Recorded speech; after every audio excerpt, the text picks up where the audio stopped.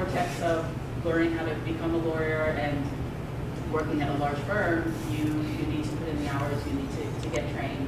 But the good news is once you do that, then you do have other avenues and opportunities. And for years I felt, I work at a big firm, that's what I do. And it wasn't until I had my first child, my son McGuire, who's actually a middle school student here in Nutley. And then I had my daughter, Madeline, 18 months after that, and pretty much was blindsided at how difficult it was going back to work full time and trying to meet those requirements that the firm expected of me. And I was bewildered for a good while and felt that maybe I should stop being a lawyer, maybe I should go into something else because I want to be able to see my kids grow up. I don't want to miss everything. So after quite a long struggle, I decided to take a step back. Why I decided to take the journey into the law to begin with, and came flooding back all that enthusiasm in that women's history class, and then I just decided, well, maybe I don't have to be a lawyer at a big firm. Maybe I could do something different. So I wound up opening my own practice. I never really saw myself as a business owner. I never really thought I would have my own business. But pretty much once I decided to do it, just as Wendy was saying, you realize when you have a passion for something, it becomes easy.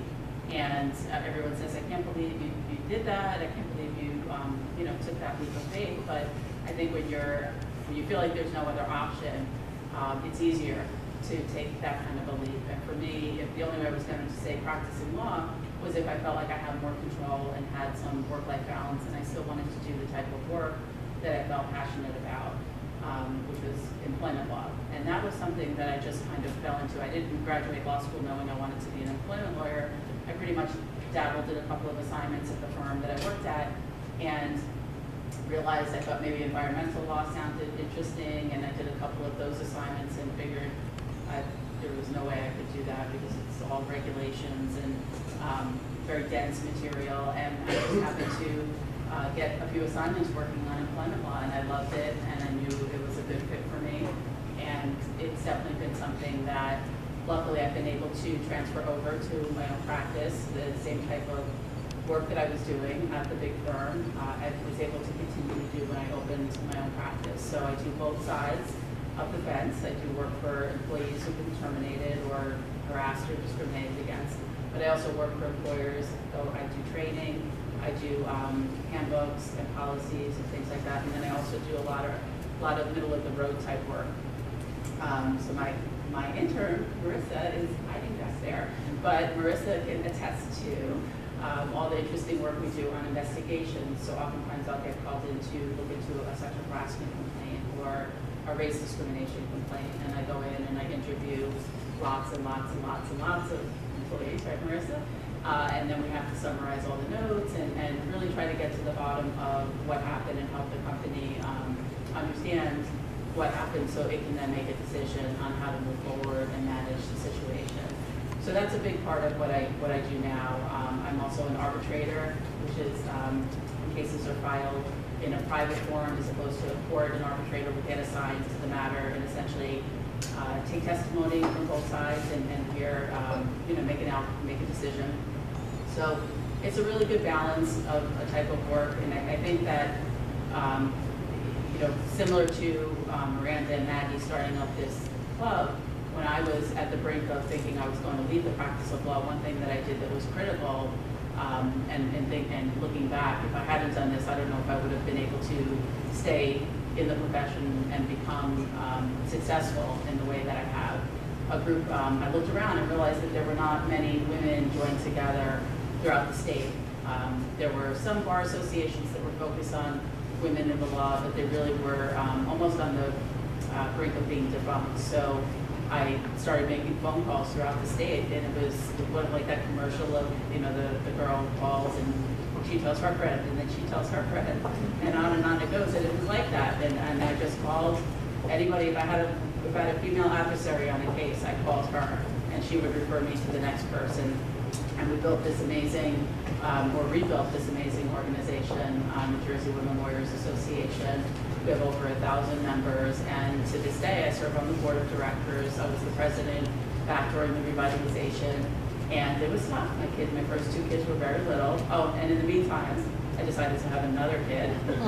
So now I have a 4-year-old because life wasn't crazy enough, but he keeps us all laughing every day. And you know, the New Jersey Women Lawyers Association, having that support of other women that are going through similar experiences, that would be one thing that I would strongly recommend, because nobody really prepared me for the aspect of how are you going to proceed in a profession and have a life and have kids and have family, and how hard is that really going to be? Because I think a lot of us came up through a generation where we were told that we could do anything, and when you have that mindset, you don't really think about the fact that things like that will be a struggle. So if you don't have the right partner who can help with things around the house, or you know, support you, it really becomes challenging, I think. And I've seen a lot of women drop out of the profession because they didn't have support in place and they just couldn't overcome those struggles. And it really is unfortunate, because I know when I graduated law school, about 20% or 50% of the class were women, and for years, management at law firms throughout the state of New Jersey and other states would say, well, once more women start coming through the pipeline, we're going to see the numbers of equity partnership change, and we see more women that are at partnership levels and in management positions. And it really hasn't changed in the past 20 years, even though for the past 20 years, women have been coming out of law school in the rate of half the class. So there are still a lot of struggles that go well beyond anything that we could talk about here today. But as young women thinking about going into a profession like the law, I think that it's definitely worth it.